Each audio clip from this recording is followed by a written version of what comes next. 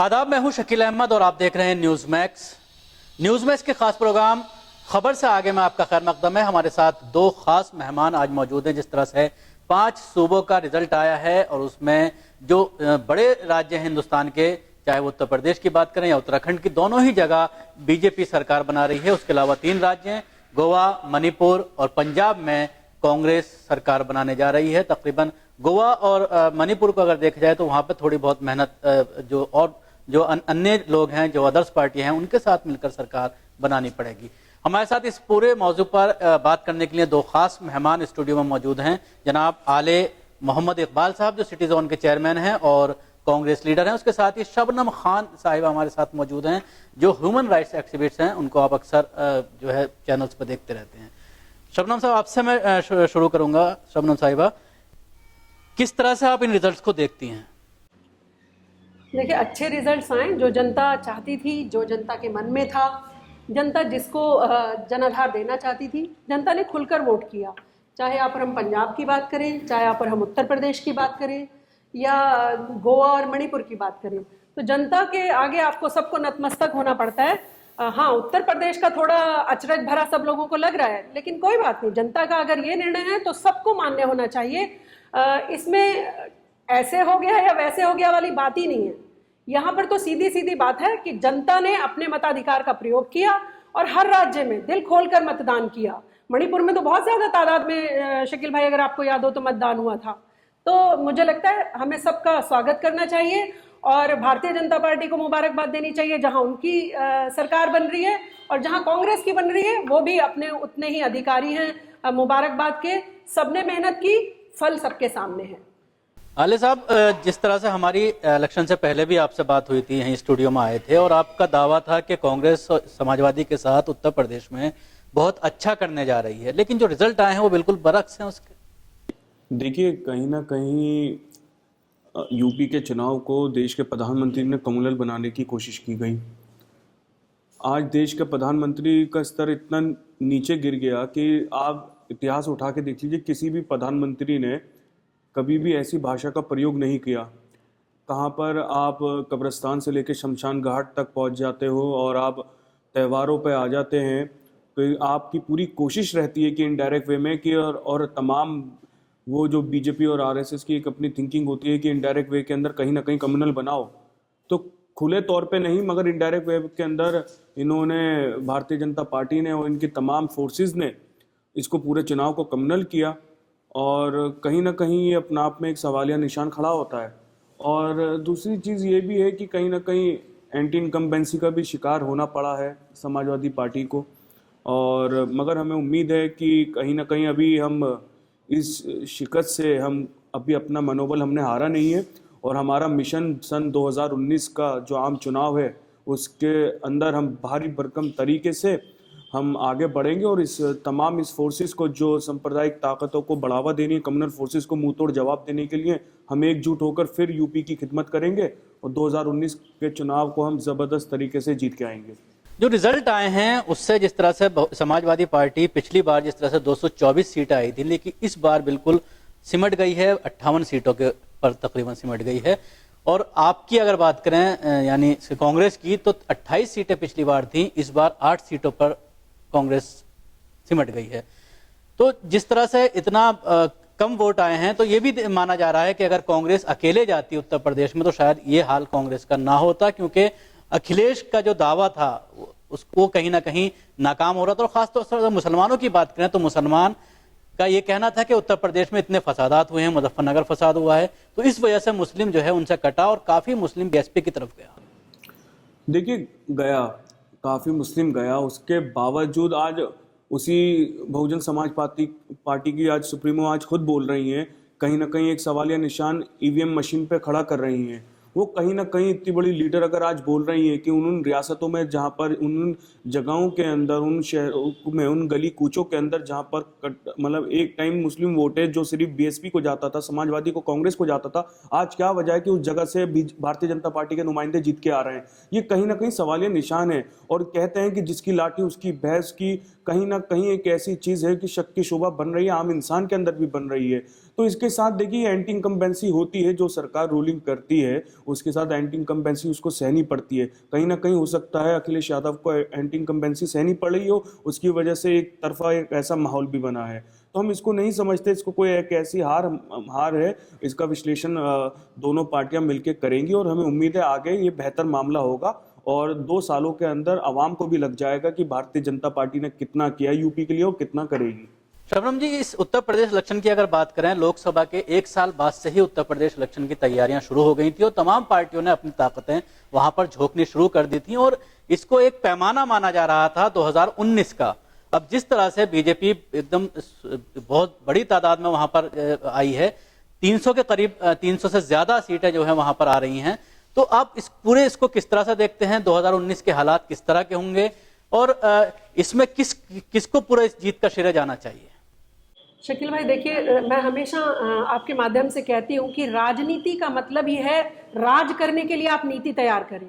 उसके लिए अब चाहे वो धर्म की भी राजनीति होती है, विकास की भी राजनीति आपने और हमने देखी और बहुत सारे मुद्दे हमने उत्तर प्रदेश में देखे और हर पार्टी अपनी तरीके की चाल चलने की कोशिश करती है, लेकिन सफल कौन हो पाता है इसको देखना पड़ेगा। अगर उन्होंने कब्रिस्तान या शमशान की राजनीति करी और जनता उससे भी प्रभावित है तो भी आप ब्लेम नहीं कर सकते, तो भी आप जनता को दोष नहीं दे सकते। जनता के मन की बात है आपके विकास की बात भाए या जनता को शमशान या कब्रिस्तान की बात भाए, तो हमें उसके आगे तो नतमस्तक होना ही पड़ेगा। लेकिन अगर वो उस एजेंडे पर चल रहे थे तो आप इतने कमजोर क्यों थे? पहले फेज से ही देखिए, मैंने अच्छी तरीके से उसका निरीक्षण परीक्षण किया है। जो फर्स्ट फेज से ही बीजेपी हर जगह आगे है, कहीं भी समाजवादी या कांग्रेस टिक ही नहीं रही थी। अगर कहीं टिक रही होती फर्स्ट फेज में तो वहां पर हम कह सकते थे ईवीएम में गड़बड़ी हो गई या कहीं जो जैसा बहन जी कह रही हैं, लेकिन फर्स्ट फेज से ही बीजेपी प्रचंड बहुमत की तरफ ही बढ़ने की तरफ थी।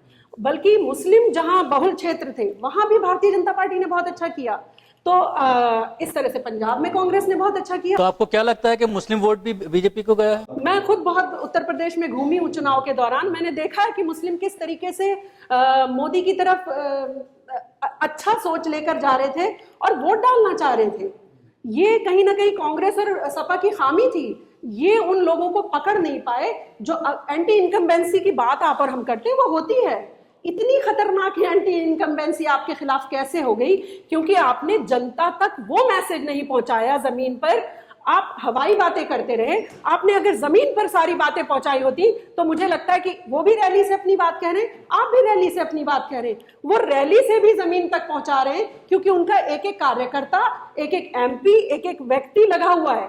आपके सिर्फ राहुल गांधी या अखिलेश यादव ही बोलकर आते हैं, बाकी सब नीचे जमीन पर धरातल पर जीरो है।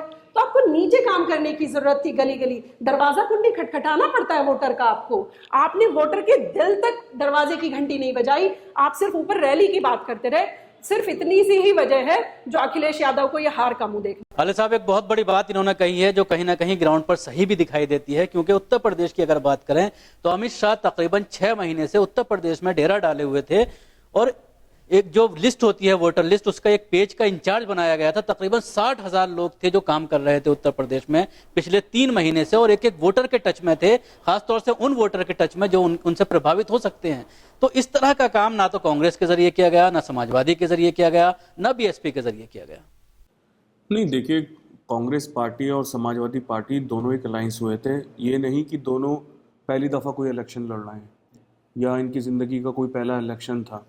हर इंसान को पता होता है कि किस तरीके से मेहनत करनी है, किस तरीके से। मैं आपको एक बात बोलूं, हर इलेक्शन शकील भाई पहला ही इलेक्शन की तरह से लड़ा जाना चाहिए, क्योंकि हर इलेक्शन का अपना परिप्रेक्ष्य होता है, हर इलेक्शन का अपना सिनेरियो होता है, हर इलेक्शन में जनता तब्दील होती रहती है, जनता का माइंडसेट चेंज होता रहता है। तो आपको जमीनी धरातल पर बात से इत्तेफाक रखता हूं कि कहीं ना कहीं कांग्रेस और हमारा अलायंस चूक हुई है कि बुनियादी जमीनी लेवल पर, हम जमीनी स्तर पर डोर टू डोर कैंपेन करने पे हमारे नाकाम रहे और शायद हमारे ऊपर के कुछ जो एडवाइजर्स थे या जिन लोगों के हाथ में वहां का यूपी का सारा इख्तियार था कि उन्होंने। बात और बोलूं आले भाई की बात के साथ ही, पीके जिनका बड़ा अहम रोल था, देखिए वो भाजपा को जिता देते, मोदी जी को बना देते, वो बिहार जाते उनको बना देते, इनको क्यों नहीं बना पाए? क्योंकि जितना मैंने समझा पीके की बात को और सारे चीजों को देखकर, पीके की बात भी कोई कांग्रेसी नेता मानने को तैयार नहीं था। ये पीके की शिकायत है आपके प्रति।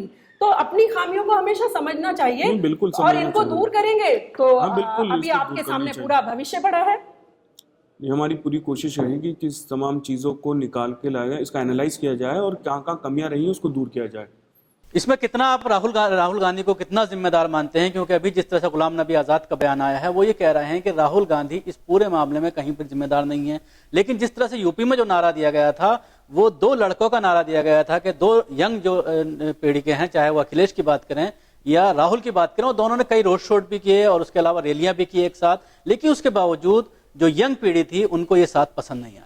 नहीं, मैं कहीं नहीं, राहुल गांधी का इसमें कोई लेना नहीं देना नहीं। मुझे एक बात बताइए, सिर्फ आप यूपी को देखते हैं, अगर यूपी के अंदर इस अलायंस की हार हुई है तो राहुल गांधी दोष हैं। अगर पंजाब के अंदर, मणिपुर के अंदर और 3 गोवा में अंदर हम आ रहे हैं तो वहां पर राहुल गांधी को क्रेडिट नहीं दिया जाता। मगर एक हार हो रही है तो मीडिया के अंदर एक ऐसा माहौल बनाया जा रहा है और कुछ बीजेपी के भी प्रवक्ता ऐसे माहौल बना रहे हैं। अब मैं ये कहता हूं कि 5 जगह चुनाव हुए, 5 चुनाव के अंदर से 3 जगह पर हम आ रहे हैं, एवरेज के हिसाब से तो हम जीत रहे हैं। अगर देश की रियासत, अगर वो यूपी बड़ा है तो क्या हुआ, वो भी तो रियासत है, वहां पे भी तो देश के नागरिक रह रहे हैं, तो उसका क्रेडिट भी राहुल गांधी को दिया जाना चाहिए कि नेगेटिव इमेज बनाने की कोशिश की जा रही है। लेकिन आले साहब, अगर तीनों स्टेट की सीटें मिला ली जाएं तो यूपी में उससे ज्यादा है, इसलिए उसकी ज्यादा अहमियत है। और मानता हूं जनाब, उसको मानते हैं, उसमें कोई दो राय नहीं है कि वो आज पाकिस्तान से बड़ी पॉपुलेशन भी वहां है और आप एरिया के हिसाब से भी यूपी सबसे बड़ा है। मगर इस चीज के अंदर कि वो राहुल गांधी सिर्फ एक एज अ प्रचार और एक Rahul Gandhi vice president Congress party के तौर पर वहां पर कर रहे थे, कहीं ना कहीं चूक हमारे प्रदेश लेवल का, जो कांग्रेस प्रदेश लेवल के जो लोग हैं उनसे, यूपी के प्रदेश लेवल के जो लोग हैं या एक समाजवादी के लोग हैं, कहीं ना कहीं गलती नीचे के कुछ लोगों से, स्तर के लोगों से हुई है, जो डोर टू डोर कैंपेन नहीं कर पाए, जो डोर टू डोर बीजेपी की तरह अंदर नहीं घुस पाए। तो वहीं ना कहीं हमारी एक खामी है और इसको हमको सुधारना पड़ेगा। नहीं, राहुल गांधी जी को श्रेय मिलता है, जब भी कहीं जीत होती है तो भी श्रेय देती है पार्टी और जनता भी देती है। आप तो श्रेय वाली चीज में भी कहीं ना कहीं बहुत कमतर हैं। आप कांग्रेस के स्पोक पर्सन की कभी बात सुनेंगे ना तो मुझे आश्चर्य होता है कि क्या हम ये 130 साल पुरानी वाली पार्टी का कोई प्रवक्ता की बात सुन रहे हैं और इतना हताश, निराश ऐसी बातें करता हुआ नजर आता है।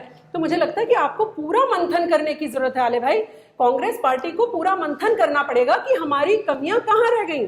उत्तर प्रदेश में आपका अभी अच्छा होना ही था, लेकिन भारतीय जनता पार्टी का अगर अच्छा हुआ है तो उनके डोर टू डोर कैंपेन की वजह से। देखिए, राहुल गांधी की कोई गलती नहीं है, चलिए मान लिया, लेकिन हमेशा बड़े व्यक्ति को जिम्मेदारी लेनी पड़ती है। अगर आप और हम कोई गलती करते हैं, हमारे परिवार में कोई गलती करता है, तो हमारी जिम्मेदारी बनती है कि हम खड़े होकर कहें जी हाँ, हमसे कमी रही। वो भी एक अलग मैटर है। नहीं, अब मुझे आप एक बात बताइए, सुनिए, यूपी में आपका संगठन बहुत कमजोर था भाई। कहीं ना कहीं अब यहाँ पर जिस तरीके से यूपी के अंदर अगर जिम्मेदारी राहुल गांधी लेंगे, क्या पंजाब के अंदर, गोवा में और मणिपुर के अंदर नरेंद्र मोदी जिम्मेदारी ले रहे हैं?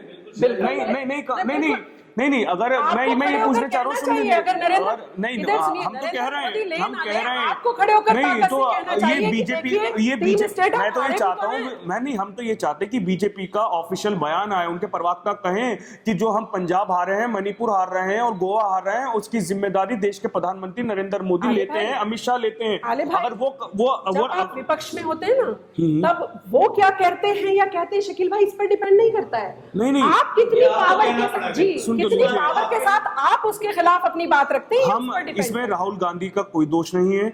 यूपी एक अलायंस हुआ था, एंटी इनकम्बेंसी का शिकार हुए, कहीं ना कहीं कुछ जो गड़बड़ियां, जो एक संकेत मायावती ने दिए हैं, वो भी एक सवालिया निशान है, वो भी पूरे देश के लिए एक सवालिया निशान खड़ा होता है। कहीं ना कहीं ईवीएम मशीन के अंदर जिस तरीके से एक माहौल बनाया गया है, और उसको भी देखना पड़ेगा कि किस तरीके से इस तरीके के माहौल बने हैं कि जिस जगह पर बीजेपी 100 जन्म सोच भी नहीं सकती थी, वहां पर आ रहे हैं, क्योंकि वहां पर वोटर्स की ये जुबान ये है। ये आपकी और मेरी चर्चा नहीं है, वहां पे वोटर्स कह रहे हैं कि यहाँ पर नामुमकिन था बीजेपी जैसी जगह से यहाँ पर आ रही है। कहीं ना कहीं वो शक व शुबा बनती है कि कैसे 72 सीट पहले एमपी आ जाते हैं। शबनम जी, अभी एक बयान जो बीजेपी लीडरान के जरिए यूपी के आ रहा है कि मुस्लिम ख्वातीन ने वोट दिया है बीजेपी को सिर्फ इस वजह से क्योंकि जिस तरह से अमित शाह के जरिए ये कहा गया था कि अगर हमारी सरकार उत्तर प्रदेश में आती है तो उस पर बात की जाएगी 3 तलाक पर, 4 शादियों पर बात की जाएगी। तो ये कहा जा रहा है बीजेपी के नेताओं के जरिए कि मुस्लिम महिलाएं ने अपनी फैमिली से अलग होकर के हमें वोट दिया है। देखिए, हो सकता है ट्रिपल तलाक का मुद्दा भी एक अहम रोल पे किया हो उसने, लेकिन मुस्लिमों का जो रुझान था वो तो मैंने खुद देखा है कि भारतीय जनता पार्टी की तरफ बहुत नरम रुख था। जिस तरीके का यूपी के मुस्लिम को हम सोचा करते थे कि कट्टरवादी है और किसी और पार्टी की तरफ देख ही नहीं सकता, सिर्फ सपा बसपा ही उसके लिए ऑप्शन में रहते, तो मुझे लगता है पहली बार मुसलमानों को, जब मैं घूम रही थी गांव गांव, तब मैंने देखा कि मुसलमानों के मन में बीजेपी के प्रति ज्यादा उत्साह था, सिर्फ इस वजह से क्योंकि दूसरी पार्टियां उतनी सशक्तता से अपनी बात नहीं रख रही थी। कोई, ये तो इलेक्शन में तो आपको लहर बनानी पड़ती है, आपको कैंपेन को उस तरीके से निखारना पड़ता है अपनी, तो ये कहीं ना कहीं इन्होंने मात खाई है। अब ये माने या ना माने, ये इनकी मर्जी है, और इससे सीख लेकर आगे बढ़े या ना बढ़े, ये भी। साले साहब, तो क्या ऐसा लगता है कि इस बात को जबरदस्ती से उठाया जा रहा है ताकि जो तलाक का मामला है उसको दोबारा से उठाया जा सके? बात ये है, जहां तक ट्रिपल तलाक वाली मामला है, ये तो सिर्फ एक देश के मुसलमानों के साथ एक प्लेइंग गेम चल रहा है, देश के मुसलमानों के साथ मजाक बनाया जा रहा है। कल तो फिर सुन तो लीजिए, अब वो उनकी जबान ही है, उनके चैनल्स हैं मैडम, आप जो चाहे वो बोलते हैं, वो इशू बन जाते हैं, वो इशू नहीं बनते। और मसले हैं मुसलमानों के इलाकों के अंदर आके देखिए, झुग्गी झोपड़ियों में देखिए, वहां के लिए बात नहीं कर रहे हैं आप, और आप बात कर रहे हैं ऐसा इशू कि देश का डाइवर्ट कर रहे हैं। अब आप देखिए, कुछ टाइप के लोग ऐसे होते हैं जो एक नाम के मुस्लिम्स होती हैं, कुछ महिला ऐसी भी हैं जिन्होंने उस डिबेट का हिस्सा बन गई, और उसके बावजूद वो वहां जाके उसका मजाक बना रही हैं। ट्रिपल तलाक का क्या मामला है? कुरान जो कह रहा है, हदीस की रोशनी जो कह रही है, हम उसको मानेंगे। आज नरेंद्र मोदी, ये तो हमारे कौम के जो कौमी रहबर बैठे हैं, मजाक वो बनवा रहे हैं। हमने कहा अगर ट्रिपल तलाक का मुद्दा भारतीय जनता पार्टी उठाती है, शकील भाई, आप हाथ आगे बढ़ाकर कहते मुस्लिम महिलाओं को कि ना कोर्ट जाने की जरूरत, ना किसी और व्यक्ति के पास जाने की जरूरत। अब एक औरत की वजह से, सुन तो लीजिए, एक औरत की वजह से, एक औरत, कोई भी सुनिए, एक नाम, एक औरत को भी आप क्यों सहमत देंगे? कोई नहीं, हम आप सुन तो लीजिए, जमहूरियत है, उसका राइट है, वो कुछ भी करे। अब हम उसको वो नहीं मानती तो क्या करें? आज औरत अपने शौहर की, आज औरत अपने शौहर की नहीं मान रही। मुफ्ती इकराम समझी नहीं, अगर आप थोड़ा सा आगे बढ़ाते तो दूसरी पार्टी को, ऐसा बिल्कुल भी नहीं है। मगर आज मसला ये है कि तस्लीमा नसरीन नाम रखने से मुसलमान नहीं हो जाते। ऐसे तो आप समझिए, रखने से भी मौलाना हाँ नहीं हो जाते। बिल्कुल, मैं आपकी बात से इत्तेफाक रखता हूँ। मौलाना कभी बीजेपी, कभी आम आदमी पार्टी, कभी ये तो है। ये तो शबनम जी, जिस तरह से उत्तर प्रदेश के जो रिजल्ट आए हैं उसमें एक बात यह भी आ रही है, जिस तरह से बयानात आए थे पूरे मुस्लिम लीडर्स के जरिए उत्तर प्रदेश में, और उसके बाद अब जो रिजल्ट आ रहे हैं, तो यह भी कहा जा रहा था कि कहीं ना कहीं उसका असर बीजेपी के जो वोटर्स हैं उन पर पड़ा। और जिस तरह से तीसरे चौथे फेज में नरेंद्र मोदी के जरिए बयानात आए, कब्रिस्तान का मामला उठाया गया, शमशान का मामला उठाया गया, और ईद और दिवाली की बात की गई, अगर ईद पर बिजली आती है दिवाली पर भी आनी चाहिए, तो इससे पूरी तरह से पोलराइजेशन उत्तर प्रदेश में हुआ। ये तो आप लास्ट के सेशन की बात कर रहे हैं, बीजेपी तो शुरू से ही आगे चल रही है। आपने, अगर आप तो पत्रकार हैं, आपको मुझसे ज्यादा नॉलेज होगी कि फर्स्ट फेज, सेकंड फेज, कोई सा भी उठा के देख लीजिए, भारतीय जनता पार्टी एकदम क्लीन स्वीप कर रही है हर जगह। तो मुझे लगता है कि हाँ, अगर उनके पास ये एजेंडा था कब्रिस्तान और शमशान का, तो आपने अपनी वो वाली बात जो उसके अपोजिट थी उसको स्ट्रांगली क्यों नहीं जनता तक पहुंचाया? उनका तो एजेंडा, चलिए दूसरी पार्टी कुछ भी करे अपनी सत्ता पाने के लिए, आपके पास भी तो एजेंडा होना चाहिए, आपके पास भी तो बातें होनी चाहिए। आपने भी तो उसका रिप्लाई उन्हीं की भाषा में गंदी तरीके से देने की कोशिश की। अगर मैं जितनी भी कैंपेन आले भाई देखी कांग्रेस की, आपने किसी ने अपनी खामियां तो नहीं बताई, ना खूबियां बताई। आप सिर्फ नरेंद्र मोदी करते रहे, उसका भी बेनिफिट कहीं ना कहीं भाजपा को ही गया। जब सब कुछ नरेंद्र मोदी कर सकते हैं तो जिताना भी फिर उन्हीं को ही बनता है। भाई, जो बुरा कर सकता है, अच्छा कर सकता है, तो वो क्यों नहीं यूपी जीत सकता है? ये अपनी बात पहुंचाने में नाकाम रहे, ये तो आपको मानना ही पड़ेगा आले भाई। अली साहब, इस इलेक्शन में जिस तरह से बहुत करीब से देखा गया है कि ना तो कांग्रेस के जरिए और ना ही समाजवादी पार्टी के जरिए किसी बड़े मुस्लिम लीडर को उत्तर प्रदेश में जोड़ा गया। जिस तरह से पहले मुलायम सिंह के टाइम में बड़े लीडर स्टेज पर नजर आते थे, कैंपेन करते हुए नजर आते थे, उसके अलावा जिस तरह से मायावती पिछली बार सरकार नहीं बना पाई थी, तो वो हर बार अपनी स्पीच में मुसलमानों को जोड़ने की बात करती रही। हालांकि मुसलमान बहुत ही कम उनसे जुड़ पाए, जिस तरह से रिजल्ट आए उसके जरिए साबित हो रहा है। लेकिन मुसलमान कहीं ना कहीं कांग्रेस और समाजवादी पार्टी से कट गया, क्योंकि मैनिफेस्टो में भी किसी तरह से कोई जिक्र मुसलमान का नहीं था। जिस तरह से 2012 में 14 पॉइंट्स पर मुसलमानों का जिक्र किया गया था, रिजर्वेशन की बात की गई थी, तालीम की बात की गई थी, नौकरियों की बात की गई थी, तो इस बार ये सारा गायब था। अखिलेश कोशिश ये कर रहे थे कि मुसलमान का नाम ना लेकर के हिंदुओं को जोड़ा जाए, लेकिन वो जोड़ने में नाकाम रहे। यादव वोट भी उनसे खिसक गया पूरी तरह से। नहीं, देखिए, बात यह है कि पहले से ही समाजवादी पार्टी के साथ तो हमेशा से एक टैग लगा चुके हैं कि ये एक पार्टी मुसलमानों की है। देखिए, और वो कोई ज़रूरत नहीं है। अखिलेश यादव और राहुल गांधी दोनों निकले थे सिर्फ विकास के मुद्दे लेकर। 5 साल के अंदर जो उन्होंने काम किए, चाहे वो रोड से लेकर उनके एरिया का काम हो, चाहे गली कूचे तक पानी और बिजली तक का काम हो, तमाम कामों को लेकर विकास के तौर पे गए हैं। मैं फिर शकील साहब आपसे कहता हूं कि इस चुनाव को अखिलेश यादव ने, इस अलायंस ने कभी भी मजहबी चुनाव नहीं बनाना था। वो सिर्फ विकास के तौर पर जाना चाहते थे, अपना विकास गिनवाना चाहते थे। वो कहने थे कि इस विकास को और उन्नति देनी है, इस विकास को और आगे बढ़ाना है, तो आपको इस अलायंस को सपोर्ट कीजिए। वो सिर्फ उनका मुद्दा ये नहीं था कि मुसलमान कितने स्टेज पे लाओ, गैर मुस्लिम कितने स्टेज पे लाओ, ये लाना। कहीं ना कहीं मोदी ने जो विकास का नारा दिया था वो ज्यादा आगे चला गया और जो इनका नारा था वो पीछे चला गया। उसकी वजह क्या है? नहीं, देखिए, मोदी ने कोई विकास का नारा नहीं दिया था। मोदी के हर मंच पर कोई ना कोई बात एक ऐसी होती थी, चाहे वो साक्षी महाराज के थ्रू निकलती हो, चाहे वो तमाम उमा भारती के थ्रू निकलती हो, कहीं ना कहीं एक मैनिपुलेशन चल रहा था कि हम नहीं बोलेंगे, मगर नीचे स्तर के लोग जो भगवा रंग वाले कपड़े पहनते थे, उन तमाम लोगों ने कहीं ना कहीं ऐसा छिड़काव करा यूपी की राजनीति के अंदर, उसको गंदा करा गया। चाहे वो प्रधानमंत्री अपने मुंह से ना करवा रहे हो, अपने नीचे स्तर के तमाम मंत्रियों से, उनके MP MLA जितने भी थे, तमाम लोग वो कर रहे थे। तो कहीं ना कहीं इस पूरे चुनाव को देखा जाए, गोल मटोल करके इसको कम्युनल बनाया गया और ये एक तरफा चुनाव हुआ और इसको उसकी वजह से ये रिजल्ट। शबनम जी, एक आखिरी सवाल मैं इस प्रोग्राम में आपसे करना चाहूंगा। अब जिस तरह से रिजल्ट आ गए हैं और बिल्कुल बीजेपी की सरकार बन गई है उत्तर प्रदेश और उत्तराखंड में, तो उत्तर प्रदेश में आप मुसलमानों को किस तरह से देखती हैं? क्या उनको खौफजदा होना चाहिए? मुझे नहीं लगता उन्हें किसी भी पार्टी से खौफजदा होना चाहिए। मुझे लगता है कि अब जिस तरह से दावे किए गए थे कि ये इस चीज के ये कानून बदले जाएंगे, पॉसिबिलिटी ज्यादा बढ़ गई है कि वो क्योंकि हिंदू तो प्रोटेक्ट फील करेंगे ही।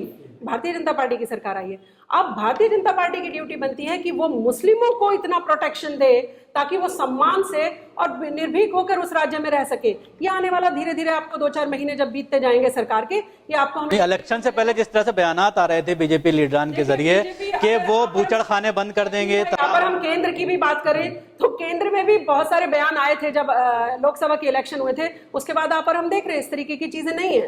कहीं ना कहीं प्रधानमंत्री नरेंद्र मोदी ही स्टैंड लेते हैं उन सब चीजों के लिए और मना करते हैं कि नहीं नहीं प्लीज विकास की बात करिए, जाति की बात मत करिए, हम सबका साथ सबका विकास। तो मुझे लगता है कि उत्तर प्रदेश के लिए भी हमें थोड़ा टाइम उनको देना चाहिए। अगर इस तरीके की चीजें होंगी तो आप और हम हैं अपोज करने के लिए, और अगर अच्छा करेंगे तो हम सराहने के लिए भी बैठे हैं। शुक्रिया।